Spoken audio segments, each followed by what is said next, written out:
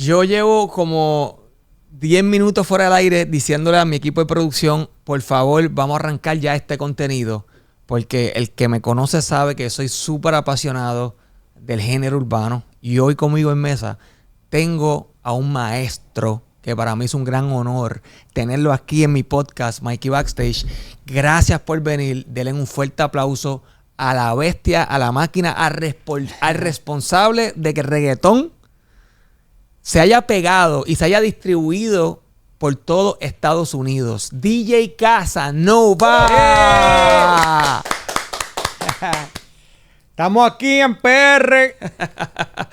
Qué honor tenerte aquí, brother. Gracias a ti por la invitación, Mikey. De verdad que es un honor para mí también compartir esta historia que a lo mejor mucha gente no sabe. El que quería sonar en Nueva York, el que quería pegarse en Nueva York, el que quería tener una oportunidad de que la gente lo escuchara en Nueva York, tenía que llamar a DJ Casanova. Desde los 90, tú fuiste una persona clave dentro de lo que fue esta expansión del movimiento. Sí, se trabajó muy fuerte. A principio, nadie quería el reggaetón como... Aquí en Puerto Rico, recuerda que hubo un tiempo del underground que hasta te arrestaban por llevar la música reggaetón ahí a todo volumen. En Nueva York no fue tan extremo, obviamente, pero sí hubo como que esa duda de que si algún día el reggaetón iba a pegar o no. Yo siempre supe que sí. Lo vi de lejos. Pero a lo mejor es porque yo venía de hacer un show de hip hop que se llamaba The Late Night Hip Hop Show y estaba viendo muchas similitudes de los reggaetoneros con los tipos de hip hop, que yo vi como que era inevitable que la juventud eso es lo que le iba a gustar, pero mucha otra gente no lo veían así. ¿Cuáles fueron las primeras movidas? ¿Cuáles fueron los primeros movimientos para que DJ Casanova moviera la ficha? Bueno, como yo empecé en radio, ya tenía como que ese conocimiento de radio. Yo empecé haciendo un show que se llama The Late Night Hip Hop Show. De ahí empecé a trabajar en una emisora latina.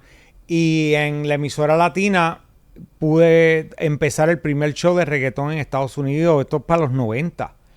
Y en ese show era un trabajo porque las canciones, muchas de ellas eran sucias porque eran underground. Entonces había que limpiar las canciones, estar un día o dos limpiando canciones para poderlas tocar en el programa de radio. Porque no habían editaje para ese tiempo, eran compilados. Y estos compilados era a veces un mixeo de 20 minutos. Y tú tenías que picotear, entrar en esos 20 minutos, buscar la canción, picotearla. Y era un trabajo. Como quien dice, tú estabas arriesgándote. Sí. Porque el oído del consumidor en Estados Unidos, dentro de lo que era la comunidad latina, tú no sabías si iban a aceptar full el movimiento urbano. Tú eras el que pasaba ese trabajo de edición y qué difícil era editar, como tú dices, en esos tiempos. Sí, en esos tiempos no era tan fácil como es ahora. Era un proceso completamente diferente. Pero yo sabía que ese iba a ser el futuro de la música. No sé cómo, pero lo sabía. Tenía ese presentimiento. Sí. Cuando tú me dices, ok, empezó a llegar la música y yo me arriesgué, ¿verdad?, a tocar esa música. Como ¿qué canciones empezaron a llegar a Estados Unidos para estos tiempos y qué año fue esto? Bueno, yo diría que los primeros que se empezaron a mover y a ser aceptados fue más la era de Playero 37, 38 para arriba. ¿Sabes? Antes de eso sí sabemos que habían otros compilados y habían otras cosas, pero de Playero 37, 38, de ahí en adelante fue que en verdad lo de los productos de D-Noise, entonces más luego que llegó ya yo diría la segunda fase de D-Noise, que eran ya canciones ya hechas. Canciones como Baby Rasta y Gringo, Cierra los ojos bien. Esas baladas rompieron allá duro, dieron duro. Que de hecho yo no veo tantas baladas ya dentro del reggaetón. Uh-huh. Y fíjate, en esos tiempos esas baladas a veces daban más duro que a veces que los mismos temas de underground. Y de ahí salieron también muchos DJ, DJ Chiclin, DJ Frank, obviamente DJ Joe, que tengo mucha admiración y respeto. DJ Nelson, cuando ya salió, se separó de D-Noise y empezó a hacer sus propias cosas también. Que de hecho el nombre reggaetón empezó a identificarse más después de ese compilado de DJ Nelson que se llamaba Reggaetón. Que ya la gente veía porque antes de ese compilado de Nelson, la gente le llamaban o underground o playero. En República Dominicana todavía le llaman playero a mucha de esa música de esa era. En Estados Unidos, diría yo que después de ese compilado de DJ Nelson, de que se llamaba reggaetón, ahí fue que la gente empezó como que a llamarle reggaetón. Ah, ok. ¿Y no recuerda en qué año fue? Eso tuvo que haber sido para finales de los 97, 98, más o menos por ahí, para esa época. Ok. ¿Cuándo fue el momento en que te empezaste a dar cuenta que realmente esto estaba funcionando? Porque después creo que tú abriste una comunidad completa de emisoras llamado La Calle. Sí, no, ya eso fue para los 2000. Ya Exacto. eso, bueno, el reggaetón en Nueva York, el programa de reggaetón en Nueva York, como tal, comenzó una emisora que se llamaba Latino Mix y comenzó en el 2001 y era un show que empezó a las 12 de la medianoche, de 12 a 2 de la mañana. Que me recuerdo como hoy que esos tipos se arriesgaron, Julio Vergara, Brian Meléndez, a poner un show de música urbana en una emisora que era una KQ105. O sea, era una emisora, diría yo así, de múltiples formatos, como un Greatest Hits. Sí, que toca de todo. Que toca de todo, exacto. Y ellos vieron la oportunidad y dijeron, vamos a experimentar para ver si esto de verdad funciona. Y dieron la oportunidad de hacer el show a través de un chamo que se llamaba Mondi y Jochi Rodríguez. Hicimos ese show y empezó a las 12 de la medianoche, de 12 a 2 de la mañana. Ese era el horario que ponían a los artistas urbanos para Exacto, ese entonces, de 12 a 2 de la mañana. Y llamaba un montón de gente y apasionado. Mira, ustedes son los que la llevan de verdad, porque para ese tiempo la emisora comercial había uno que otro tema que sonaba como Azul, que se llama Bomba y ese tipo de cosas así. Que de hecho aquí en Puerto Rico hubo esa guerra con tipos como King Africa, que sonaban a King Africa en Kaku, pero no sonaban a los urbanos. Entonces más o menos lo mismo allá en Nueva York, que sonaban una que otra cosa así, del general y eso. Pero los artistas urbanos como tal todavía no estaban sonando en emisoras así de lo que era ya la Mega, Latino Mix, ese tipo de cosas. Y con ese show empezamos a abrir un poco más. Para ese tiempo los temas que gustaban mucho era Hagamos amor con la ropa de Speedy. Sonó bien duro también el tra de Chesina. Chesina fue un fenómeno temprano en Nueva York. Pero también tenemos que darle mucho crédito también a la República Dominicana, porque hubo mucha juventud dominicana en Nueva York que ya había visto lo que estaba pasando en República Dominicana con Chesina, el Chesidón. Él sacó una versión que decía, pero la más que me gusta es la dominicana. Y eso fue un fenómeno allá en República Dominicana con Don Chesina. Entonces ya había como que esa aceptación de la juventud dominicana mezclada con los pocos puertorriqueños que todavía hablaban español, que eran lo que llaman Spanish Dominant, porque muchos de ellos ya no existen en Nueva York, en esa área de Nueva York. Ese boricua se ha ido para la Florida. O sea, el boricua de Nueva York es más americanizado, o lleva muchos años ahí desde los 40, o es otro flow. Pero para ese tiempo todavía quedaba una comunidad semigrande que le gustaba mucho el reggaetón y estaba conectado todavía con lo que estaba pasando en la isla. Mano, esto está bien interesante. Significa que cuando los artistas de música urbana iban a Nueva York a grabar videos musicales, que vimos a Dinois haciendo videos musicales no allá, sonaban en la radio. Todavía no sonaban en la radio. No. Simplemente iban, hacían sus vueltas o hacían sus parties. Sí, porque ellos eran fanáticos fanáticos del hip hop, ellos eran fanáticos de la cultura. Recuérdense de algo, que el hip hop no es solo la música. Hip hop es el graffiti, el breakdancing, el DJ. ¿Sabes? Los elementos de hip hop son también parte de lo que es la comunidad de reggaetón. El reggaetón es un primo del hip hop y un primo del reggae, del dancehall. Entonces, esa fusión de los dos, tú los ves en los videos, de la manera que ellos hablaban español como si fueran jamaiquinos y se vestían como si fueran cantantes de hip hop americanos. De hecho, hubo mucho tiempo que ellos iban a la parada, a representar en las carrozas, pero no tenían como que ese apoyo todavía full, porque todavía había muchos puertorriqueños de Nueva York que no estaban todavía expuestos a la música. Porque hay que recordar algo, en esos tiempos no habían plataformas digitales. O ¿Sabes? Que tú podías descubrir.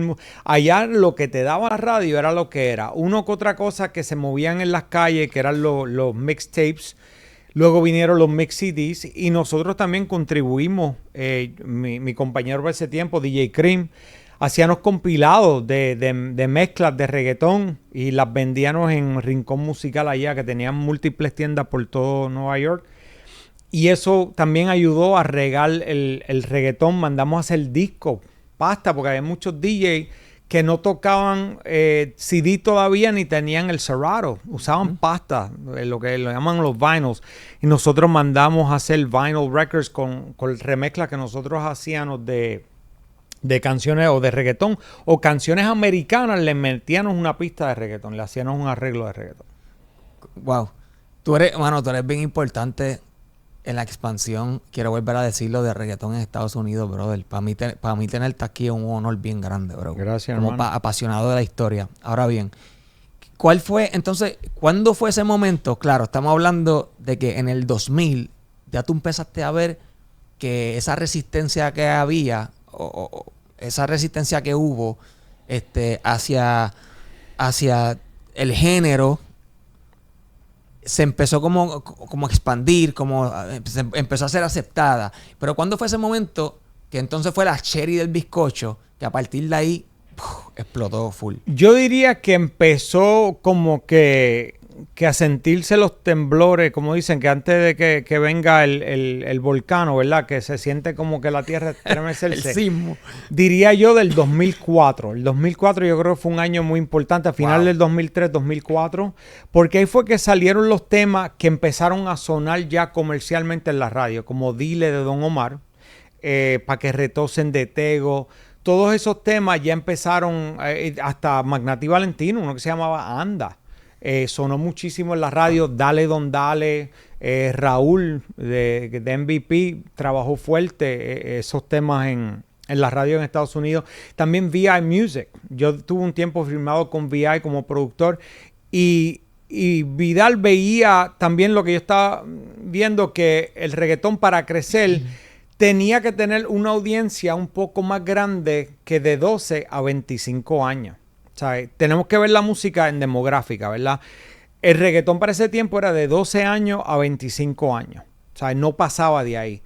Y él quería que el reggaetón ya fuera algo masivo, porque de la manera que tú vendes un show, en un concierto grande, tú necesitas una audiencia grande. Chamaquitos solamente de 12 a 25 años en una plaza, puedes meter de 300 a 500 personas. Es una plaza muy pequeña todavía. Exacto. Si tú quieres un estadio, tú quieres ya una arena, tú necesitas ya gente de 25 a 40 años, porque son la gente que tienen el dinero, tienen trabajo, pueden comprar los boletos para ir a este tipo. Y esto se está viendo últimamente. Tú ves artistas que están rompiendo en Spotify, tienen millones de views, hacen un show y se escocotan. Tú dices, ¿pero qué pasó? Si este tipo está rompiendo tanto en los podcasts, pero es que su audiencia es de 12 a 18 años, de 12 a 21 años. Son gente con poco dinero y no pueden ir a verlo. No pueden a veces ni entrar a los venues donde se están presentando estos artistas. Entonces hay tipos como VI Music, Sofía y Vidal. Ellos ya, como acuérdate que él venía de las tiendas de discos. Él sabía lo que se vendía en las tiendas. Él sabía el consumidor. Entonces él quería expandir el reggaetón. Y él vio lo que yo estaba haciendo. Yo para esos tiempos hacía remezclas. Celia Cruz le metía reggaetón a todos estos artistas. Yo hacía muchas remezclas. Y muchas remezclas de canciones también americanas las hacía en reggaetón. Y para sellos grandes yo tengo canciones en Def Jam que hice para Christina Milian, Shakira, y estos son remixes oficiales que han salido en pasta y en ese tipo de cosas. Y ellos vieron como que, ok, esto que tú estás haciendo, esto queremos hacerlo también para estos otros artistas como Don Omar y este tipo de cosas. Y ahí empezamos a trabajar diferentes elementos y ellos también empezaron a trabajar cosas como Dile de Don Omar, que Don Omar no quería grabar ese tema. Porque para ese tiempo Don Omar era más urbano, Don Omar era un tipo de la calle. Bueno, cuando yo vine aquí a Carolina con Don Omar, fuimos a janguear a un sitio ahí que estaba bien nebuloso y de wow. Me decían, usted está conmigo, aquí no le va a pasar nada. Yo dije, pero ¿puedo estacionarme? ponga la guagua ahí que aquí usted anda conmigo, a usted no le pasa nada. Y yo, ok, estamos vaqueados aquí bien duro. El poder de William Omar Landrón. No, para ese tiempo, Don, y sigue siendo conmigo igual que ese día, uno de los Qué pocos. caballero, No, William. no, es clase aparte. William Mira, es me otra eriza cosa. la piel hablando de William. Ojalá, Es otra cosa. ojalá la industria fuera como William. Pero mencionaste en eso del 2004, mencionaste un personaje bien importante aquí, que obviamente tengo que preguntarte, ¿qué tan importante fue Tego Calderón? Que lo mencionaste ahorita, porque no es un secreto que Tego fue el que abrió la puerta de los puertorriqueños con los americanos musicalmente, Ujú. ¿verdad? Tú fuiste radialmente, tú fuiste en términos de comunicaciones, pero ahora quiero que tú me evidencies eso. ¿Qué tan importante fue Tego en ese enlace de los americanos con los puertorriqueños? Yo diría el más importante. Fíjate, antes de Tego, Daddy Yankee era un artista bastante grande dentro del género. Pero Tego fue el tipo donde los disqueros americanos vieron a alguien que se parecía a ellos, que lo veían como a lo mejor un Sean Paul, lo veían así como un artista urbano, ¿sabes? Y él también tuvo una conexión gigante en Nueva York con los dominicanos, que actualmente en Nueva York es la comunidad más importante a nivel latina, porque como te dije, hay muchos puertorriqueños en el área metropolitana de Nueva York. Pero nosotros estamos que a veces más escondidos, somos más americanizados. Los hijos míos no hablan español y yo trato de enseñarles, pero están en el flow de... Eso pasa también, imagino que con otras familias puertorriqueñas. Y a ellos les gusta Bad Bunny, pero that's it, ¿sabes? Entonces Tego era ese fenómeno donde estos niños puertorriqueños que no hablaban mucho español entendían a Tego. Uh-huh. Ellos querían a Tego. El dominicano veía a Tego, la canción dominicana, lo vieron como un aliado. Uh-huh. Bueno, Tego no podía ir al Alto Manhattan porque se le caían arriba la gente a sacarse fotos y abrazarlo. Tego de verdad que fue un fenómeno, una pieza muy importante del género. Y diría yo que uno de los tipos más reales, que cuando hablamos anteriormente hablamos de los elementos de hip hop, ¿verdad? Uh-huh. En el hip hop, y te digo porque como yo vengo de esas raíces del Late Night Hip Hop Show, para esos tiempos del hip hop había algo que le llamaban Keeping It Real, ¿verdad? Keeping It Real era en el hip hop donde tú no te vendías, tú no hacías lo que le llamaban el crossover, you weren't a sellout. Y habían hasta canciones que le llamaban the crossover, cuando los artistas de hip hop querían hacer el crossover, entonces por eso se burlaba mucho de MC Hammer. No sé si tú conoces a un personaje que se llama MC Hammer. Uh-huh. Pues MC Hammer se burlaban de él porque él se vendió, él era como que un tipo que se comercializó. Uh-huh. El comercializarse en el hip hop era algo malo. Y Tego tenía también esas creencias dentro de su mundo. Y Tego no fue un tipo que nunca fue un sellout. Él no quería hacer cosas a menos que él no la sintiera, a menos que él no le viera valor. Y Tego siempre fue así. Y es una de las cosas que yo creo que por eso hasta el día de hoy tiene tanto respeto. Y a lo mejor tú dices, pero no está haciendo nada actualmente, pero no importa porque el legado que ha dejado, lo que hizo en ese tiempo. Esa aportación que hizo. Esa aportación, eso es para la vida, ¿sabes? No hay otra gente que pueda decir eso mismo. Hubieron otros que contribuyeron, pero de forma diferente. De una persona que lo mantuvo real, un tipo que mira, graba con fulano. Bueno, te puedo decir que yo me recuerdo que Elías White Lion contrató un tipo que trabajaba para Ricky Martin porque Elías quería ampliar la White Lion, quería que la compañía se fuera grande. Tego no quería bregar con ese tipo porque ese tipo venía del mundo pop. ¿Sabes? Él no estaba en ese flow. Uh-huh. Y Tego no quería bregar con ese tipo. Y ahí tú te das cuenta que el tipo era real de verdad en ese sentido de que él venía de esas creencias del hip hop original. A pesar de que llegó 2000 y pico y no estuvo en ese inicio full, aunque sí, o sea, Tego viene joseando desde los tiempos de Nomel Syndicate y todo esto, joseando para pertenecer a un movimiento, pero cuando se pega, fue una pieza bien importante. Yo digo, Dios tiene todo en orden. Ese era el momento que tenía que pegar por la aportación tan grande que Tego tuvo en el movimiento urbano. Entonces, después de ahí, ¿Qué ocurrió? Bueno, después de ahí también Don Omar. Don Omar fue otra pieza muy importante dentro del reggaetón, porque antes de eso el reggaetón no era tan melódico, era más como...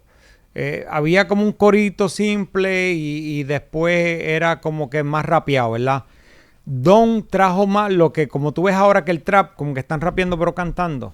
Él trajo como que ese flow al reggaetón, que era, la canción de Dile, está cantando la canción completa, ¿sabes? En reggaetón, o sea, no está tirando su rap. Pacho, qué dura está esa canción. Aunque él tira su rap en algunas canciones, pero esa canción, él la canta completa, ¿verdad? Entonces, pues, eso fue también otra evolución dentro del género, donde le dio permiso a gente que no tenemos que tener solamente un formato del género. Podemos hacer diferentes cosas, podemos experimentar. Canciones como Pobre Diabla también, que de hecho yo le hice un remix con Mr. Vegas, que sonó muchísimo también en muchas partes del mundo, porque hizo como que ese matrimonio del reggae jamaiquino y para DJ internacionales conocían también el nombre de Mr. Vegas. Eso también ayudó muchísimo esa combinación. Entonces, después de ahí viene Daddy Yankee con el álbum Barrio Fino, que diría yo que fue el álbum que se cruzó de los caribeños al resto de Latinoamérica, ¿sabes? Y digo eso a nivel de Estados Unidos, ¿verdad? Diría yo que de Nueva York, Orlando, Springfield, Massachusetts, Hartford, Connecticut, a Chicago, San Francisco, Los Ángeles, ese tipo de cosas. Ese fue el álbum que empezó a cruzarse todo el país a nivel ya, bastante grande. Antes de eso sí sonaba Tego y ese tipo de cosas en el West Coast, pero no tanto como cuando salió Barrio Fino. Barrio Fino fue el álbum que fue el de la expansión del reggaetón a nivel de todos los Estados Unidos. Podemos considerar que Barrio Fino se podría decir que es top 3 discos más importantes de la historia. Fácil. Top 3. The Last Don de Don Omar, otro álbum que de hecho yo tuve la oportunidad de hacer un tema en ese álbum de The Last Don también. El de Tego Calderón, el Abayalde. Esos 3 álbumes, definitivamente top 3. Podemos después añadir ahí para el mundo de Wisin y Yandel, que eso fue... Fenómeno. Otro fenómeno más. Para ese tiempo... Pero pon un disco más para que me dé el top 5, ya que estamos en 4.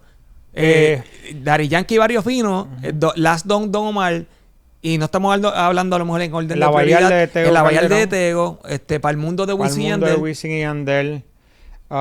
¿Qué otro álbum para ese tiempo? Estamos hablando de los discos más importantes dentro de lo que fue el circuito de pegar en Estados Unidos. Y Más Flow de Looney Tunes. Porque de ahí salió Mayor que Yo, que fue otro fenómeno más, que fue cuando lanzamos que ahí fue cuando hubo la expansión a nivel radial más importante de reggaetón en Estados Unidos de las emisoras La Calle. Eso fue uno de los temas que marcó ese verano de lanzamiento de esas emisoras, Mayor que Yo. Mayor que Yo fue el tema más importante en la expansión de reggaetón en Estados Unidos. Diría yo que cuando lanzamos esas emisoras, eso fue estuvo ese también, Ella y Yo, de Aventura con Don. Pero yo diría que Mayor que Yo fue aún más importante porque Mayor que Yo también, como hubieron más artistas que formaron parte de esa canción y tuvo la fusión esa de merengue típico con el reggaetón. Y Tempo. Bueno, Tempo diría yo que tuvo antes. De hecho, nosotros éramos los únicos tocando a Tempo.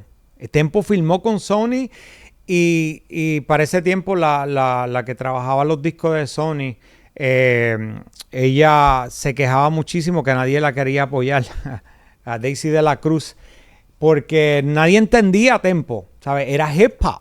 Y estas emisoras tropicales en el noreste de Estados Unidos, las emisoras pop en la Florida, y otras emisoras del West Coast que muchas de ellas están tocando a Chayanne, a Ricky Martin, a Emanuel y esa. Le mandas un Tempo, ¿qué es esto? ¿Sabes? Y nadie quería en verdad apoyarlo a nivel radial. Tempo tenía su público, no quiero decir que no. Y Tempo fue uno de los tipos más grandes en su época. Si Tempo no iba preso, Tempo hubiese sido otro fenómeno también dentro del género porque se estaba viendo. Pero para ese tiempo, cuando hizo ese que filmaron con Sony, tenían problemas metiendo el tema en emisoras radiales. Y nosotros lo estábamos apoyando full a Tempo con ese álbum. A Canción de Amén y ese tipo de cosas para ese tiempo. Pero eso fue un poquito antes, diría yo que hubieron otros tipos del género que eran talentosos. A veces es el timing, a veces también es la selección musical.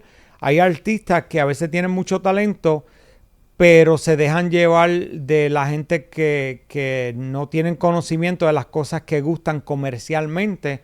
Entonces se quedan en un lane solamente y no crecen de ahí, desafortunadamente. Yo pienso, tú me corriges, que tú, al ser un líder dentro de lo que era el circuito radial, tú tuviste que haber tenido muchos problemas.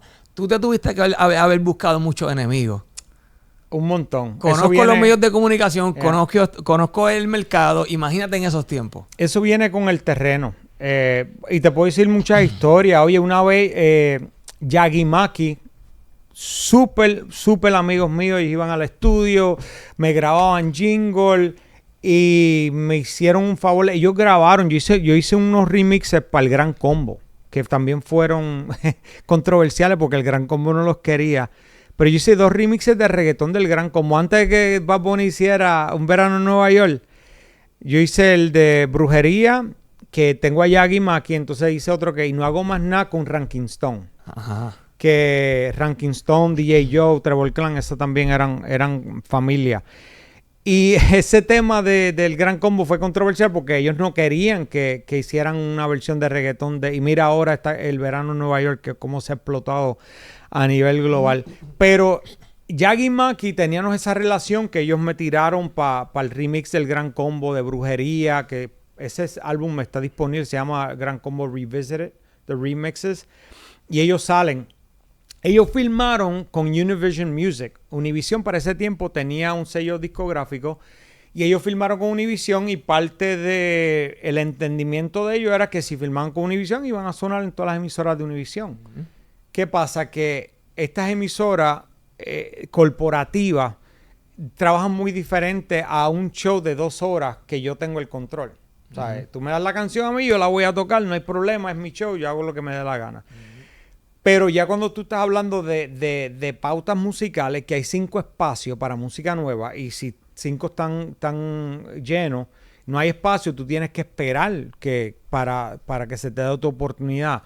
Pues ellos llegaron a la emisora enojados porque estaban mal informados y hubo gente también que hay gente que también cuando ven que uno asume una posición de poder quieren bajarlo, ¿sabes? Tú ves esto con los artistas a diario. Uh-huh. Vemos que Bad Bunny está en el trono, ahora todo el mundo lo quiere buscarle falta, quiere bajarlo de... Hacemos eso con todos los artistas, es parte del ser humano.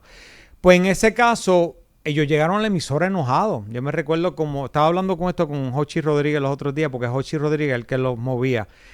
Y estábamos riéndonos porque ellos llegaron ahí molestos conmigo, que cómo yo iba a ponerme así con ellos. Entonces tuvimos que explicarle, mira, esto trabaja muy diferente a lo que era antes, ¿tú me entiendes? Mm. Pero gracias a Dios le buscamos la vuelta, pudimos sonar el tema que era uno que tenían con Nina Sky del tren, móntate. Pero eso fue un ejemplo de que a veces uno se sentía como que estos son panas míos y ahora me están diciendo corporativo que todavía no puedo poner el tema porque no hay espacio, ¿tú me entiendes? ¿Cómo le explico a ellos este tipo de cosas?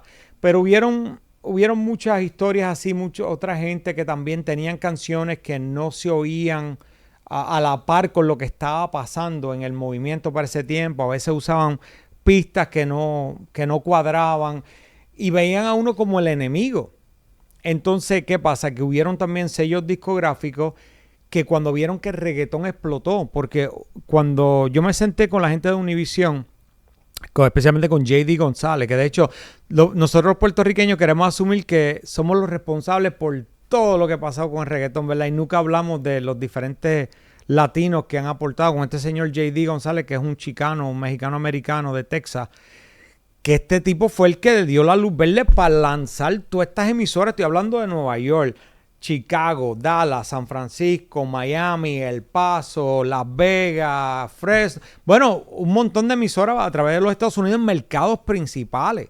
¿Sabes? Él se arriesgó su carrera en este género. ¿Sabes? Y hay que también darle crédito a esa gente. En Nueva York, como te mencioné ahorita, Julio Vergara, que es panameño. Brian Meléndez es boricua también, fue programador. Mondi, el que hizo la propuesta para el show, él es dominicano. ¿Sabes? Jochi Rodríguez dominicano. ¿Sabes? Que hubo aportación. Un colectivo de diferentes países. De diferentes países en Estados Unidos. Gente que también estaban viendo que este era el próximo fenómeno que venía a quedarse con la música. Y en ese tiempo de la calle, de que se lanzó todas estas emisoras, muchos de estos artistas, muchos de los disqueros, ya vieron, mira, tenemos ya 15 emisoras, vamos a filmar al artista de reggaetón, pero no estaban filmando a Ivy Queen o no estaban filmando a Daddy Yankee, estaban filmando, ¿sabes? Buscaron otros artistas que no tenían la trayectoria, no tenían el sonido, entonces querían meterlos a fuerza a las emisoras y a veces no funcionaba, entonces a veces yo no quería tocar los temas porque yo era como, en ese sentido como Tego, I wanted to keep it real, ¿verdad? Quería tocar lo que era. No, tú vienes del hip hop. Exacto, entonces me veían a mí como que hay que sacar este tipo del medio. Porque era un obstáculo. Un obstáculo. Los sellos quieren yes men. Quieren, tú le llevas el tema y quieren que tú se lo toques. No quieren que tú los cuestiones, ¿verdad? ¿Quién eres tú para cuestionar el A&R de ese sello? ¿Sabes? Este es mi tema, tócalo. Tú no eres, o sea, tu oído no está tan brutal como el del A&R que tenemos en la compañía. Eso cállate la boca. Exacto. Y ahí llegaron muchas batallas y muchos de ellos tenían relaciones con otra gente alta en la compañía, pero al final entraban esos temas y no daban resultados. Mandaban a hacer lo que le llamaban el call out, que el call out básicamente ellos llaman a diferentes gente, le ponen la canción y tú del 1 al 5, dale un 5 si te gusta, un 1 si no te gusta, y las canciones salían escocotadas en el call out. Es que no hay un mejor A&R que un DJ. Que uno está viendo la reacción para ese tiempo, la llamada, la interacción del tanto en público. llamada como lo que va a funcionar radialmente, como cuando toca en discoteca, que la gente reacciona al momento. Exacto. ¿Qué mejor A&R que decir esto no funciona o esto funciona? Sí, y hubo ese proceso. Entonces hubo también las disqueras americanas Eso te iba a preguntar. que se metieron al negocio, pero ellos no tenían el equipo para trabajar los artistas. ¿Sabes? Vamos a poner un ejemplo, Fat Joe. Porque hay mucha controversia con la aportación de Fat Joe dentro de lo que fue reggaetón. Y mucha gente no quiso hacer reggaetón. Otra gente dice que fue una piedra en el zapato para reggaetón. Tú conoces a Fat Joe, tú has trabajado con Fat Joe. ¿Qué me puedes decir sobre esto? Porque fue uno de los que también le apostó a reggaetón. Yo creo que es que no entienden la cultura de hip hop para esos tiempos. ¿Sabes? Mucho de eso tiene que ver que si él es latino, él tiene que apoyar, ¿verdad? Pero ¿qué pasa? Que dentro del mundo de hip hop, para ese tiempo, los raperos de la talla de él, de Big Pun, todos esos tipos estaban buscando credibilidad de los afroamericanos del género. Entonces, un tipo que se llamaba Geraldo, que de hecho el sello Interscope que Daddy Yankee filmó, él fue el que lanzó, el primer artista con ese sello de Interscope. Y él sacó una canción que se llamaba Rico Suave. Entonces, esa canción se pegó a nivel fresita. Y los morenos, si tú decías una palabra en español dentro de una canción de hip hop, oh, esas son rico, suave, shit, ¿sabes? Y los raperos latinos no querían ser asociados con el fenómeno de rico, suave. Ellos querían ser respetados. Por eso es que hay tanto apoyo para un tipo como Big Pun, ¿sabes? Que dicen uno de los mejores lyricistas y tú ves que el puertorriqueño que estaba en ese mundo de hip hop lo lleva tanto a Big Pun es porque fue el primer rapero latino en tener credibilidad con los afroamericanos, ¿sabes? Y de ahí vemos Fat Joe, que estaba como que de afuerita diciendo, hey, you know, I like what you guys are doing, pero eso no es lo mío, ¿sabes? Él sí aportó, él tiró en Boricua Guerrero, él sí también le hizo la introducción en lo que fue los VMAs, que de hecho yo iba a las reuniones esas de MTV con Tuma Baza. Tuma Baza era el tipo que estaba en MTV para ese tiempo. Y me decían, ¿cuáles son los tipos principales de reggaetón? Daddy Yankee, Don Omar and Tego. That's it. El triángulo. El triángulo. Can you get us the videos? Consiguen los videos. Para ese tiempo conseguir los videos en beta, que era una cinta, fue un dolor de cabeza, porque por ese tiempo el reggaetón no era tan establecido como ahora, que tienen arrima, tienen estos tipos duros. Eso era el primo mío, es el manager. El booking, la cuñada. Bueno, la mamá de Chesina era la que hacía el booking de Chesina. So, ahí te das cuenta también de la evolución, cómo ha crecido también el género a nivel de estructura corporativa, y por eso vemos también el crecimiento financiero del género, pero para esos tiempos era difícil de traquear a los mismos artistas para hacer este tipo de cosas. Pero ahí cuando hizo esa presentación en los VMAs, Fat Joe, que presentó estos tipos, eso también le dio credibilidad a los artistas, y ahí vimos los sellos americanos haciendo más cosas con los reggaetoneros.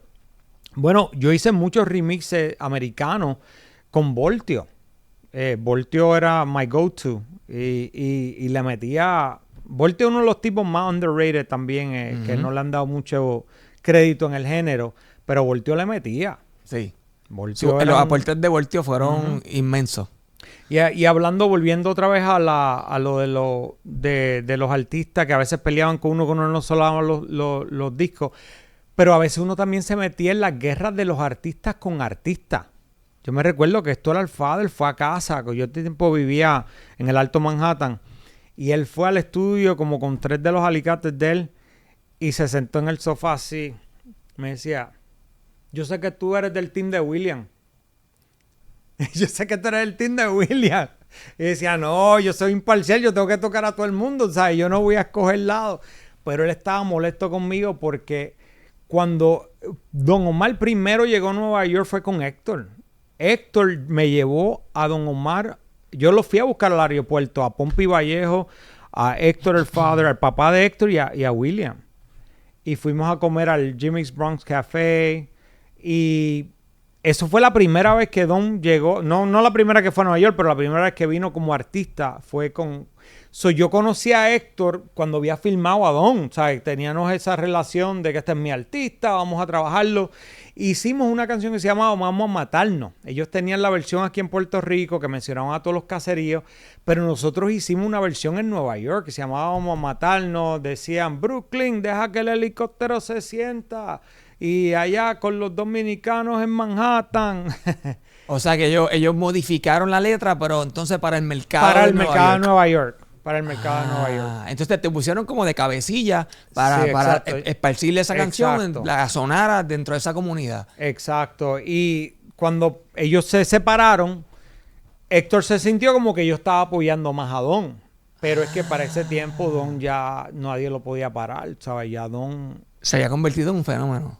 Ya había... Pero Héctor el Father te tocó la puerta de tu casa. Él fue a la casa, sí. Yo me recuerdo como si fuera ayer. Y se sentó en el sofá a reclamarme que yo... Como que yo había escogido un lado. Que como que yo me había ido ya por el lado de Don. Y me estaba reclamando. Pero no, todo cool. ¿Sabes? Hablamos, no fue... No fue una cosa de maleante que me tiene que... ¿Sabes? Pero él se oía molesto. Me reclamó y se oía molesto, como que yo no lo estaba apoyando. Pero no, yo te voy a apoyar a ti. Y para ese tiempo él estaba trabajando lo que ya era Gold Star con Cholongo, ¿no? ¿Tú conoces a Cholongo? Sí. Ellos ya estaban trabajando en otras cosas, pero él estaba molesto de que Don obviamente se le fue. Eso me lleva a preguntarte que también tú fuiste parte del nacimiento de toda esta guerra. Y tú eras el tipo que sonaba las canciones en la radio. Además de la guerra de Héctor y Don, que es considerada una de las guerras más fuertes del movimiento. Hombre, no, estás guerreando con Alan. No, papi, wow. ¿Qué otra guerra tú me puedes contar dentro de lo que fue ese circuito? Que a lo mejor rebotó o se zafó una bala para allá y DJ Casanova era el que tenía que recibir todos esos cantazos. Desde los tiempos de Tempo. Yo me recuerdo que DJ Cream, un chamaco que se llamaba, yo creo que un tal Cuba, no me recuerdo, que también le estaba reclamando porque nosotros estábamos para arriba y para abajo con Tempo. Y ellos tenían beef. Te salpicó eso. Exacto, eso fue otra guerra, pero también con Nicky Jam. Yo me recuerdo que yo soné el Lean Back. Nicky Jam hizo la canción del Lean Back, hizo una tiradera para Yankee. Y me llamó el tipo de Daddy Yankee, se llamaba Anthony. Y me llamó para ese tiempo rápido. Yo, Cass, what the hell going on, man? I thought you were Team Yankee. Yo le dije, Anthony, I just got the record, tengo que tocarlo. Los chamaquitos están pidiendo la tiradera de Nicky. Y él, no, come on, you can't do this to me. So, me la montó que no le tocara más el lean back de Nicky Jam, la tiradera Yankee. Para ese tiempo de que ellos estaban... estaban enemistados, sí. Sí, estaban enemistados para ese tiempo. Y Nicky Jam, oye, yo ayudé muchísimo a Nicky Jam. Mucha gente no sabe, pero Nicky Jam no lo querían apoyar con el Videscante. Y él fue a Nueva York y yo hice un remix de la canción de Mario, Let Me Love You. Y él hizo la versión en español, Déjame amarte. Y ese tema aquí sonó bastante en Puerto Rico. Coyote lo apoyó full. Me acuerdo. Y el otro tema, ¿sabes? Para ese tiempo de Chambonea, todos esos temas no los apoyaron tanto. No sé si... ¿Qué estaba pasando con él? Chambonea, mami, chambonea, dale, chambonea. Sí. Eso fue Videscante. Eso fue antes de Videscante, pero para esa era de Nicky Jam, que ya no lo estaban apoyando como era. Uh-huh. Y de ahí tú has visto la historia de que él tuvo que irse para Colombia porque pero yo lo estaba apoyando full en Nueva York. Inclusive también le hice la canción de Yo no soy tu marido en inglés. Antes de que él hiciera la canción con Enrique Iglesias en inglés, nosotros habíamos hecho la canción de Yo no soy tu marido en inglés. ¿Verdad? Sí, porque para ese tiempo, en los parties en Nueva York, como te dije, mucha de la generación que estaba llegando a los parties eran estos muchachitos más americanizados y había que darle algo más familiar a ellos. Y nosotros estábamos... también el show mío que se llamaba Súbelo, que era el primer show de reggaetón nacional a nivel de los Estados Unidos, que estaba en más de 25 emisoras a nivel de Estados Unidos. Muchas de esas emisoras eran emisoras de hip hop. Inclusive yo hacía el show en Nueva York, que se llama el Reggaetón de Nueva York, subía a Hartford, Connecticut, a una emisora que se llama Hot 93.7 y hacía el show los domingos en Hot 93.7 y de ahí subía a Boston a hacer el show en una emisora que se llama Jammin' 94.5.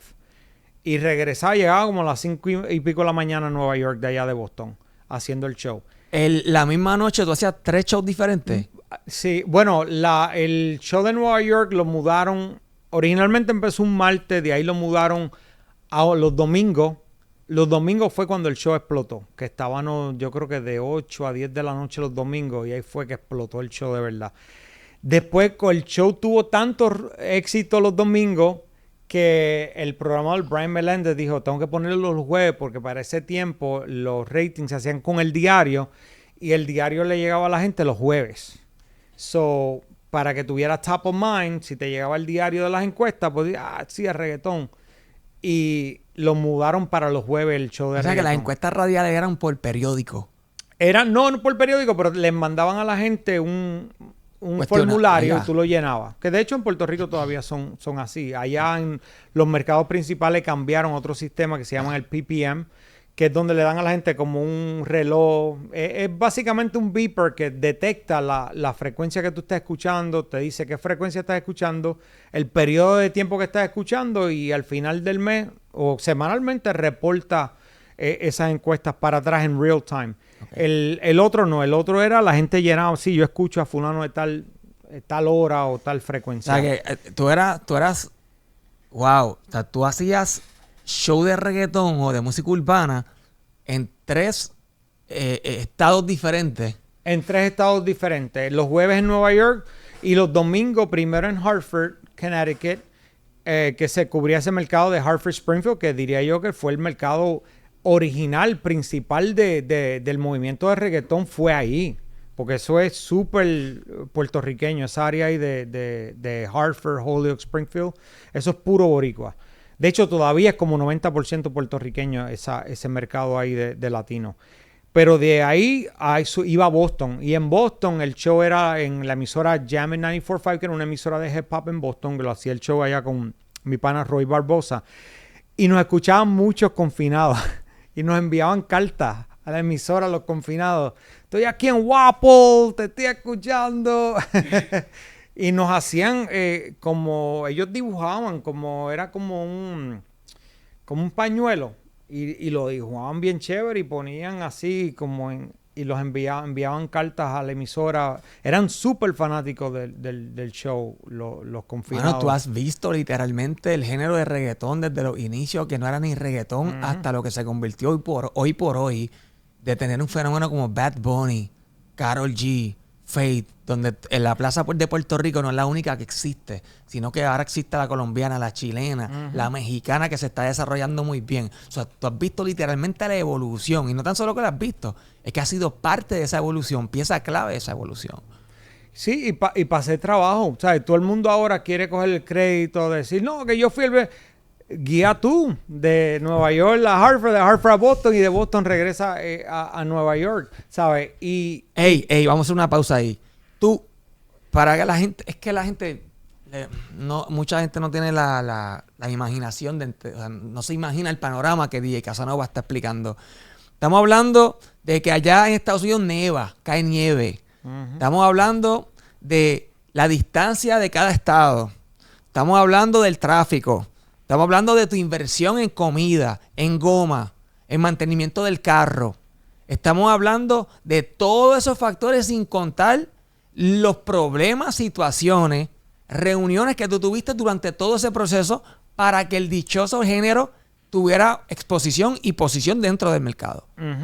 Y hay que hablar también de que para ese tiempo las emisoras americanas le estaban apoyando más al género que las latinas. O sea, yo tenía el show dentro de estas emisoras americanas y las latinas estaban como que negando, como que no, esto no... Sí, que primero creyeron las americanas que las de nosotros. Exacto. Obviamente en Nueva York, como te dije, Julio y Brian y Mondi se tomaron el riesgo, claro. Pero las emisoras americanas, y como te estaba hablando de mi show, Súbelo, sonaba en muchas emisoras de hip hop americanas. De hecho...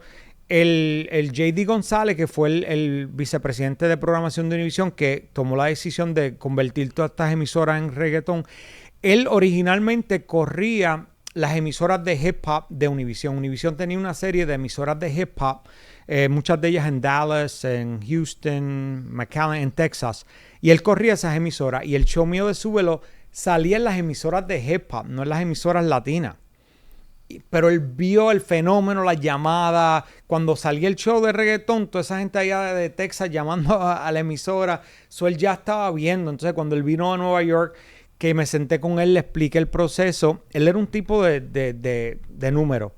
Y él dijo, yo le dije, aquí en Nueva York nosotros tenemos los CD, mixtapes en Rincón Musical, y en Rincón Musical lo que se está vendiendo es reggaetón. ¿Really? Se metió algo que se llamaba SoundScan. Para ese tiempo, los discos cuando se vendían, salían en algo que se llamaba SoundScan. Y ahí es como el Billboard Top 10, pues tú tenías el SoundScan de lo que se estaba vendiendo. Y era importante porque tiendas como Walmart, que era uno de los mayores compradores de música, si veía que tú estabas número uno en SoundScan o lo que sea, pues te ordenaban 100,000 copias o lo que sea y te ponían ahí a vista de ojo. Pero él entró y en Nueva York, para ese tiempo, 8 del top 10 en SoundScan eran discos de reggaetón. Dice, lo están consumiendo porque la radio no se lo está dando. ¿Sabes? No están tocando suficiente reggaetón, pero mira, ¿Tú crees que esto también ocasionó que Billboard diera un giro también hacia la música de reggaetón? Sí, bueno, el Billboard para ese tiempo, cuando lanzamos las emisoras en la calle, ellos tuvieron que lanzar un nuevo formato que le llamaban Latin Urban. Porque los artistas de pop se estaban quejando. O sea, los artistas tropicales también se estaban quejando. Porque de ahora de la noche a la mañana, todo esto que nadie conoce, están apareciendo. Están rompiendo. Inclusive, antes de esto, no sé si tú conoces a Gustavo López, pero Gustavo López fue el presidente de Machete, que también fue... Yo tuve 2 compilados que también saqué con Machete. Y Gustavo también fue otro tipo muy importante en el crecimiento de reggaetón a nivel disquero. Y yo me recuerdo que él empezó a trabajar con VI antes de Machete. Él estaba trabajando con VI porque él trabaja para Universal Distribution. Y VI lo estaba distribuyendo Universal. Ahora tenemos otra compañía como The Orchard, que de Sony, pero él era más o menos eso, pero para Universal. Y trabajaron fuerte el disco de Héctor y Tito. O sea, Héctor y Tito estaban con VI Music para ese tiempo. Y yo me recuerdo que nosotros fuimos a una entrega de Billboard y ya yo sabía que Héctor y Tito iban a ganar. Entonces yo estoy ahí sentado ahí en la entrega de premios. Y cuando estaban nominando, y dije, va a ganar Héctor y Tito. Y el que estaba sentado al lado mío dijo, ¿de verdad? ¿Quiénes son ellos? No sé si era, de qué país era, pero estaba sentado al lado mío ahí en Miami. Y cuando dicen, gana Héctor y Tito. Y yo dije, tú ves, te lo dije. Y subieron Héctor y Tito, que de hecho, ellos dijeron, vamos para Puerto Rico. Me cambiaron el pasaje de Miami a Nueva York para venir a Puerto Rico y le hicieron un party ahí en el Irán Bithorn, en el estacionamiento del Irán Bithorn. No sé dónde sacaron la tarima, pero le hicieron un party ahí a Héctor y Tito de la noche a la mañana ahí en el Irán Bithorn. Y yo vine para Puerto Rico para ese evento. Eso imagino que para el 2003, 2004, tendría que buscar. ¿Tú crees que Alex Sensation se convirtió en el nuevo DJ Casanova? Estaba DJ Casanova, luego de DJ Casanova, después de todo ese pic, llega Alex Sensation, ¿o no? Yo diría que no, porque es muy diferente, ¿sabes? En el caso de Ale, yo creo que él vio la oportunidad de entrar al género. ¿Sabes? Ale era un tipo que jangueaba con los merengueros y los bachateros. Ale ni se vestía así, él se ponía gabanes. Él era otro flow y no tenía nada de urbano. DJ Casanova es hip hopper full. Tú vienes de la cultura. Yo vengo de Él venía de lo tropical. De lo tropical, exacto. Entonces, ¿qué pasó? Que él vio como cuando lanzamos la emisora a la calle, él vio esa explosión, ese fenómeno. Entonces él empezó como que a irse más en esa línea de urbano, y como tuvo la plataforma, o sea, recuerda que llegó un momento donde la calle, Univision tomó vieron como que no estaba haciendo tanto dinero como ellos querían, que hicieron una decisión corporativa de cambiar el formato. Entonces ahí trajeron a Luis Jiménez, que era un fenómeno radial allá en Estados Unidos, le llaman el Howard Stern latino. Y cambiaron la emisora como más tropical porque la audiencia de Luis, el medium age, la edad mediana del oyente de Luis era 42 años. Uh-huh. La edad mediana de la calle eran 24. So, al él ser más adulto, también tenían que buscar los discos de denominador común para la edad de 42 años. Uh-huh. So, cambió los reggaetones, las canciones de reggaetón no eran suficientemente viejas para que una persona de 30, 40 años la conociera también, como un Frankie Ruiz, uno de ese tipo de cosas. Entonces ahí cambió el formato. Entonces él, al tener lo que era la mega mezcla, que le daban la oportunidad de tocar música que él quisiera en ese espacio, pues él aprovechó y empezó a incluir y meterse un poquito más. Entonces, como yo estaba tan conectado a Don Omar, Héctor hizo una amistad con él, Héctor el Father. Porque obviamente Héctor me veía como que yo era Team Don y se fue más tú eres por Team esa Don, línea. por ahí yo soy Team Alex Sensation. Y ya cuando, al perder esa plataforma, se hizo muy difícil de competir, porque ya entonces en Univision yo estaba como con las manos esposadas, no podía representar el reggaetón o hacerlo como se tenía que seguir haciendo.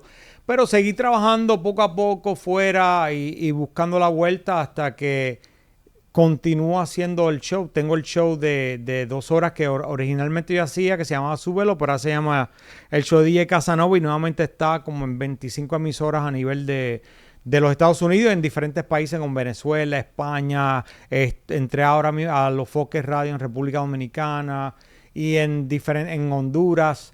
Seguimos trabajando, pero obviamente ha cambiado mucho la cosa, y la radio también ha cambiado con esto de la nueva encuesta. La radio se ha puesto un poco más conservadora, no se toman tanto riesgo, y los shows así que son de cierto niche, los ponen ya los fines de semana, más tarde en la noche, no están ahí a nivel principal. Si pudieras regresar a tus 15 años, que pudieras tomar la decisión de lo que tú vas a hacer en el futuro, ¿volverías a escoger la historia de DJ Casanova o escogerías otro rumbo? No la cambiaría porque fueron tantos momentos de historia, ¿sabes? Tú tienes que pensar en todos los DJs que hay en el mundo, ¿verdad? Tantos DJs están saliendo ahora, todos se copian uno del otro. Si DJ Adonis está haciendo lo de YouTube, ahora tú los ves a todos en YouTube. Si el Oso City está en una playa en el Casa del Carajo, ellos quieren ir a la Casa del Carajo. Para ese tiempo yo estaba innovando, haciendo algo que nadie estaba haciendo. Y a lo mejor ven a uno como el loco, ¿sabes? Pero ¿qué pasa? Ahí es lo difícil. Exacto. Pero mira dónde está el género actualmente. Las amistades que hice a través de los años. La gente que también me ayudó. Porque a veces también uno quiere coger el crédito solo. Pero mira, DJ Nelson, DJ Joe, Rafi Mercenario. Estos son tipos que... Goldie, que se sentaban conmigo a enseñarme el Fruity. No, estos son los sampleos que tienes que usar. Yo me recuerdo DJ Joe me hizo una pista de reggaetón que yo lo usé en el remix... de Christina Milian, que ese remix rompió estaba pautado en un montón de emisoras de hip hop de Estados Unidos, con la batería que me hizo DJ Joe, que fue allá al estudio en Nueva York. O sea, que fueron tipos que ayudaron, que indirectamente también ayudaron a contribuir a expandir el reggaetón, que hoy en día a veces la gente ni los menciona, ni le da crédito, porque está viendo que hay otra nueva generación, otra nueva cultura, pero yo lo veo de esta manera, que cuando la gente empiece a ver como hacemos ahora nosotros, que miramos para atrás los tiempos de la Fania, y tú ves estas discusiones de que no es música cubana, no, que si es salsa, no, que si es... O sea, vemos esas discusiones, pero al final del día, el éxito de esa música salsa no hubiese existido si no hubiese sido por las contribuciones de la Fania en Nueva York. Y luego de la salsa, diría yo, romántica de los 80, de Lalo Rodríguez y eso. Y luego Marc Anthony, la India. O sea, si no hubieran esas etapas, la salsa a lo mejor se hubiese muerto en el 89, ¿verdad? Pero ¿qué pasa? Que hubieron hubo una evolución. Y lo mismo pasa en el reggaetón. Yo fui parte de cierta evolución de reggaetón. Entonces, ¿qué pasa? Yo no puedo ahora minimizar lo que está pasando actualmente, ni echarle la culpa a nadie de a lo mejor de ciertos logros que yo he aspirado a tener, o de cierta gente que se ha posicionado, porque yo tuve la oportunidad de hacer ciertas cosas que son, los veo como bendiciones.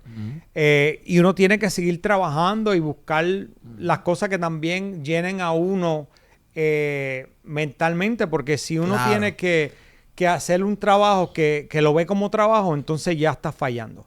Cuando yo viajaba de Nueva York a Hartford y después a Boston, yo no lo veía como trabajo. Yo no lo veía como que, diablo, tengo que guiar todas estas horas. Tú no lo veías como un sacrificio. Yo lo veía como, estoy amando lo que estoy haciendo. Mira, este género lo estamos expandiendo. Y ahí está el éxito. El éxito es eso, vivir de lo que tú amas, vivir de tu pasión. Exacto. Y tú has hecho eso como, ¿cuánto? 30 años.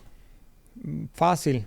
Yo creo que tú cumples 30 años dentro de lo que son las ondas radiales. Casi diría yo, ¿no? Y te digo otra cosa, que de ahí también surgen oportunidades y uno conoce gente. Mira, de ahí, de ese viaje de que estaba haciendo, fui a una conferencia que me invitaron de hip hop latino en San Diego, porque para ese tiempo también había un movimiento de hip hop latino que se oía mucho en el West Coast y ese tipo de cosas. Y ellos querían como que casar el reggaetón con el hip hop latino. Y yo me recuerdo que allá fue que yo conocí a Kool-Aid y a E-Dub. Y ellos tenían un show que se llamaba Pocos Pero Locos, que es de Chicano Rap. Y Chicano Rap, a lo mejor para nosotros en el East Coast, ¿qué es eso, verdad? Pero para ellos, para el West Coast, era un fenómeno. Ellos hacían festivales ahí que iban todos esos lowriders, toda esa cultura de Chicano Rap. Y ellos me dijeron, pero que tú haces yendo a todas estas ciudades. Podemos hacer un show, de syndication, que lo enviamos a todas estas emisoras. Y yo he hablado con la gente de Premiere, he hablado con fulano y todo el mundo me está pichando que no saben ni lo que es reggaetón. Me dijeron, ok, si quieres vamos a hacerlo juntos. Dile, vamos a hacerlo. So, nos unimos, hicimos el show Súbelo y ellos empezaron a trabajar el ángulo de ellos, empezar a meter el show en todas estas emisoras de hip hop, porque ellos también estaban, y nosotros lanzamos el show de reggaetón Súbelo en Power 106 en Los Ángeles, que es la emisora principal de hip hop en Los Ángeles. Y lanzamos el show, que yo viajé a Los Ángeles ese fin de semana, un sábado en la noche, a lanzar el show y estaba de 10 a 12 de la medianoche. El show salió número 1 en el mercado los sábados en la noche de 10 a 12 de la noche. Y de ahí en Los Ángeles lanzaron una emisora como 5 meses después que se llamaba Latino 96.3, basado en el éxito de ese show que tenía ahí en Power 106.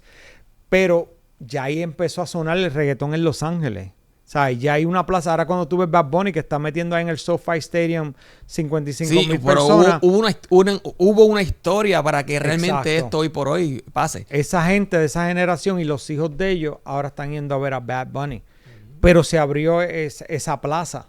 Entonces, Ese detalle yo no lo sabía, que Yeah. no fue tan solo en Nueva York, sino fue que fue a nivel de Estados Unidos. a nivel de Estados Unidos, el show salía en San Diego, en Dallas, en Chicago, en San Francisco. De hecho, Gustavo López, que te mencioné de Machete, Machete. él hizo un party en San Francisco y en Los Ángeles. Nosotros fuimos para ese tiempo que hicimos el chiste que si se caía ese avión se moría el género. El género. Porque estaba Don Omar, Daddy Yankee, Ivy Queen, no me recuerdo si Wisin y Yandel, pero estaba Glow.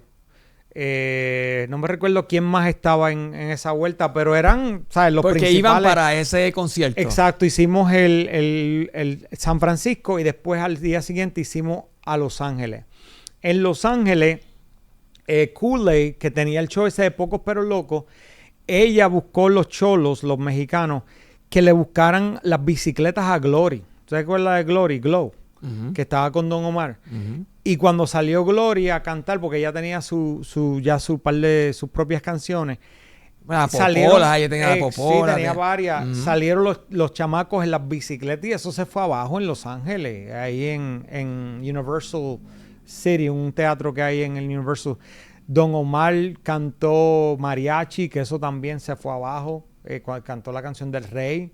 Daddy Yankee salió con una jersey de México, que también, o sea, esos fueron momentos, o sea, que la gente tira ahora la palabra para la cultura, eso sí que fueron momentos para la cultura. Tú me estás hablando que estos momentos fueron como cuando Eddie D estuvo en los Latin Grammy cantando Quítate tú para ponerme yo con las camisas. Tenían diferentes salseros legendarios que ahí tuvieron varios, los que fueron parte de este tema. Este tipo de historias como eso. Exacto. Momentos legendarios. Ya ellos estaban expandiendo el reggaetón fuera de Puerto Rico y de República Dominicana y lo estaban llevando a diferentes países latinoamericanos, ¿sabes? Y esa expansión, tuve esa oportunidad de estar ahí viendo ese movimiento. Junto a Gustavo. Sí, junto a Gustavo de Machete, que también veía que era importante. Me encantaría en un momento dado, en estos algoritmos de la vida, como yo le llamo, porque yo estaba hablando con ya me acordé, una persona bien querida en la industria musical, que le gusta estar tras bastidores, y me dijo, algún día te tienes que sentar con Gustavo, porque al igual que DJ Casanova, tiene mucha historia. Sí, él estuvo ahí del lado disquero. Él te puede decir de también los dolores de cabeza que habían con los artistas para ese tiempo, que no entendían el negocio de la música, ¿sabes? Que todavía tú lo oyes, pero ahora se han adiestrado un poquito más, pero para ese tiempo no entendían los negocios de la música, cómo funcionaban, ¿verdad? Un ejemplo fácil para que la gente entienda.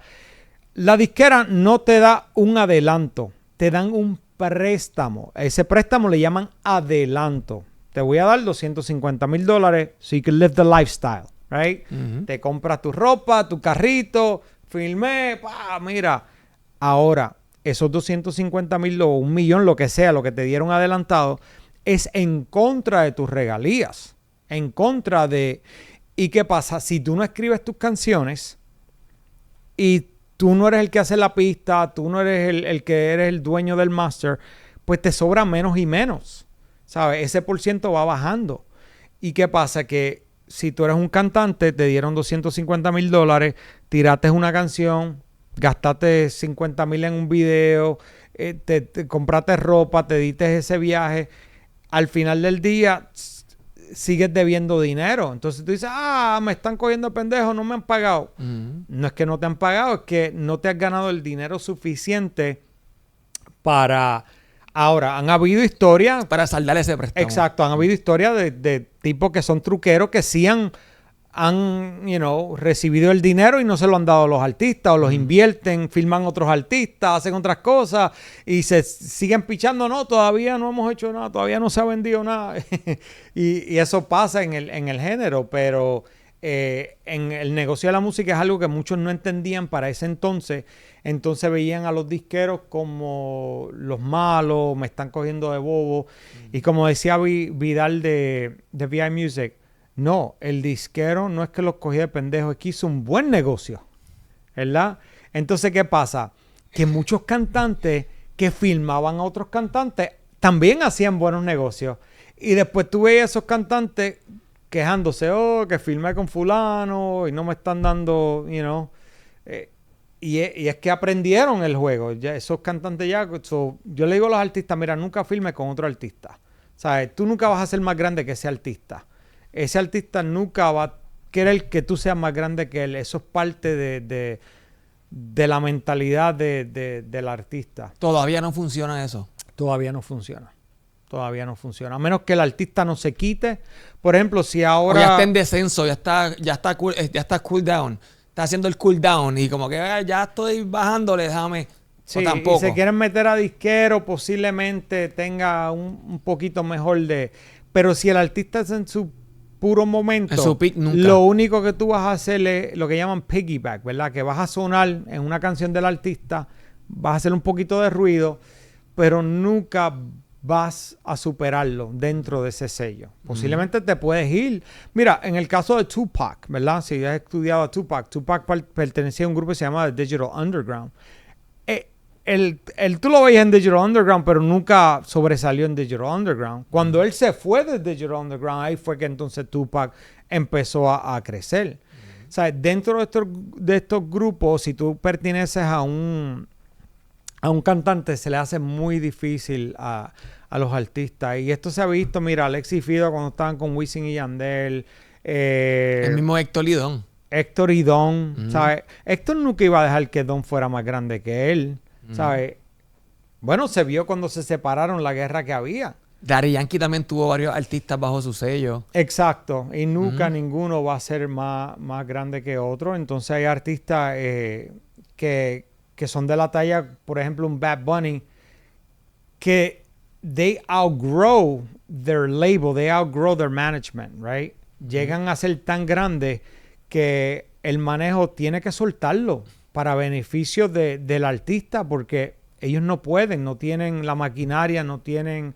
y a veces es un artista complicado, entonces es mejor venderlo, salir de ese artista, que tratar de quedarte con él, no hacer el trabajo y tener problemas, ¿sabes? Y vimos en el caso de Bad Bunny que he outgrew Hear This Music. O sea, no es que Hear This Music estaba haciendo mal trabajo, porque esa gente soltaron palos cabrones. Pero yo creo que Bad Bunny llegó un momento donde Hear This Music, ellos no creo que tenían la infraestructura para ese... el artista actualmente número 1 latino en el mundo, ¿sabes? Vamos a hablar claro. O sea, hay gente que dice, no, es que Luyan... No, es que Luyan hizo lo más que él pudo, ¿sabes? Él le metió cabrón. Pero llegó un momento donde el artista quería más. El artista sabía que daba más. Y ahí eso pasa también dentro del género. Así que hay un próximo nivel. Exacto. Wow, yo sé que la gente, al igual que yo, está disfrutando. Esto es un cóctel de información. Nosotros tenemos un público variado. Está el que le gusta cuando hablamos de historias de vida. Está el que le gusta cuando hablamos de las noticias trending de las redes sociales. Todo lo que está pasando con Anuel, o todo lo que está pasando con Arcángel. Pero también está el público de nosotros que le gusta la información y saber cómo este movimiento hoy por hoy está donde está, en la posición que está. Y DJ Casanova, sin duda alguna, es uno de los responsables de que hoy tengamos un género fuerte. Y es bueno que estamos hablando del ángulo de Estados Unidos, porque siempre nos enfocamos de Puerto Rico, Panamá, quién se lleva el crédito, de dónde viene tal cosa. Uh-huh. Y hay veces que menospreciamos a veces a Estados Unidos y a veces que, por ejemplo, cuando Nori dijo que él fue el que le introduced el reggaeton to Americans, mucha gente se burló de él. Pero él tenía razón, y te voy a explicar por qué. Cuando la canción esa de Oye mi canto, que ese video se vio en BET, de ahí salieron otras oportunidades, como ahora no se puede mencionar el nombre del tipo, pero cuando Wisin y Yandel grabaron con R. Kelly. O sea, R. Kelly para ese tiempo todavía tenía su nombre no dañado. Y salió Wisin con la camisa de la jersey de Puerto Rico. Tienen que entender la psicología del latino en Estados Unidos, que dicen que el puertorriqueño en Nueva York es más boricua que el de la isla, ¿verdad? Y eso contribuyó muchísimo en la canción de Nori, porque ahora tú estás viendo programadores de emisoras americanas que dicen, oh, this is like the Nori shit. Send it to me. So él sí contribuyó bastante, más de lo que la gente aquí en Puerto Rico a lo mejor le quiere dar crédito. Y a lo mejor lo ven como un loco porque no lo conocen, no conocen el impacto que tuvo esa canción de Oye mi canto. O sea, hubiera un programa en Estados Unidos, un programa que yo también hacía el countdown, se llamaba The Roof. No sé si lo has escuchado. Uh-huh. Pero en Estados Unidos un programa se llamaba The Roof y ese programa fue muy influencial también para el reggaetón en Estados Unidos. O sea, porque ahí se veían los videos musicales. Ahí se veía la cultura mezclada de hip hop con lo de latino. Y mucha gente tampoco habla de ese programa, pero ese programa también tuvo mucho que ver con la expansión del reggaetón, con esta juventud americanizada, ¿verdad? Uh-huh. Que a lo mejor no le gustaba la salsa, el merengue o la bachata, pero sí le gustaba el reggaetón porque lo entendían más, porque venían ya de escuchar las emisoras de hip hop, las emisoras americanas. DJ Casanova, esto es... Tú me estás dando medicina.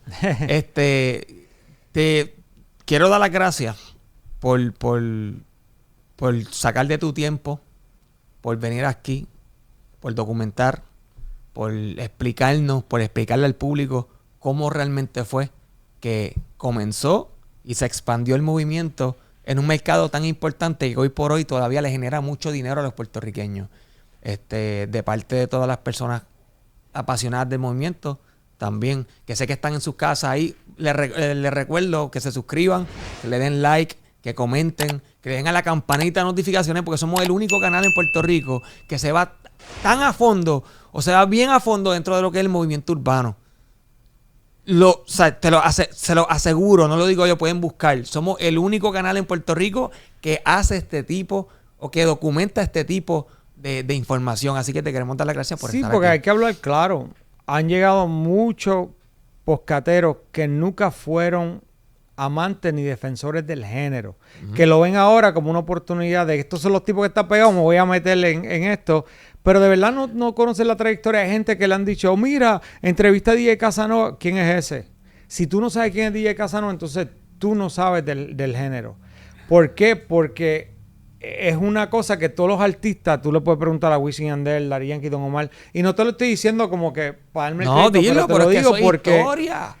Porque tú tienes que saber eso, ¿verdad? Si tú eres el más que sabes de esto, ¿verdad? Si tú te vendes como el defensor o el más que sabe de cierto género, pues entonces tú tienes que saber la historia, tú tienes que haber estado ahí y ver las contribuciones de cada mundo, no como que voy a hacer un podcast porque esto es lo nuevo que está pasando, entonces entonces tú los ves que a veces se meten en lío con los artistas porque a veces ven las cosas de un punto comercial, no ven las cosas de un punto artista, no ven de un punto de donde las olas están yendo. Por ejemplo, cuando salió la ola del trap, de Dile, 2016. Esos mismos tipos decían, ¿qué es esa mierda? Eso no va a funcionar, eso no le va a gustar a nadie.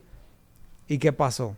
Todo el mundo, bueno, en las discotecas yo tocaba Dile, todos esos temas y la gente cantando esos temas y decían, eso en las discotecas no va a funcionar, porque ¿quién va? La canción del falsante, tú pones esa canción y entonces se iba abajo, ¿sabes? Y lo mismo pasa que cuando sale un artista nuevo o una cosa diferente, porque el género sigue evolucionando, siempre tú los oyes diciendo, oh, eso es esa porquería, o eso no funciona, o ese álbum que es cocote, porque no están viéndolo del lado urbano, lo están viendo del lado comercial, de lo que ellos ya conocen. Entonces, si ya tú vas a identificar algo que ya tú conoces, pues tú vas a estar 6 meses, un año atrasado a la música. Tú tienes que estar en the cutting edge, como llaman, para saber cuál es el próximo pattern, ¿verdad? Por ejemplo, en el caso de este chamaco que se llama Capo, que está tirando el afro latino. El afro latino es algo que ya ha existido con el afrobeat. Tú oyes en Europa, yo viajo mucho, casi todos los años voy a Europa, y eso se oye mucho allá. ¿Qué pasa? Que ahora es que está entrando a Latinoamérica. Pero entonces si tú dices, oh, este afro, eso no va para ningún lado porque es muy lento, ya estás atrasado en la ola, porque eso es algo que ya, eso es lo que viene, ese es el próximo movimiento. ¿Sabes? Y no lo digo en forma de tiraera, pero a veces me frustra cuando tú oyes a esta gente que supuestamente son las autoridades en esto y no están dando la información que es. ¿No entienden? No. Porque no les apasiona. Y dicho eso, vuelvo y te doy las gracias por estar aquí. Tiene que haber una segunda parte. Sí, Cuando vuelva a Puerto Rico, hay muchas cosas que documentar, porque la radio sigue tocando ahora esta nueva ola del trap y eso es otro mundo. Eso es otra vuelta. Así que sigan a DJ Casanova en todas las redes sociales. ¿Cómo? @DJKAZZANOVA. Y también en su show radial. Sí, tengo el show radial que también lo pueden escuchar en su propio tiempo. El link está en mi bio de Instagram y en múltiples emisoras a través de los Estados Unidos. Gracias por estar aquí. DJ Casanova, por favor, un aplauso.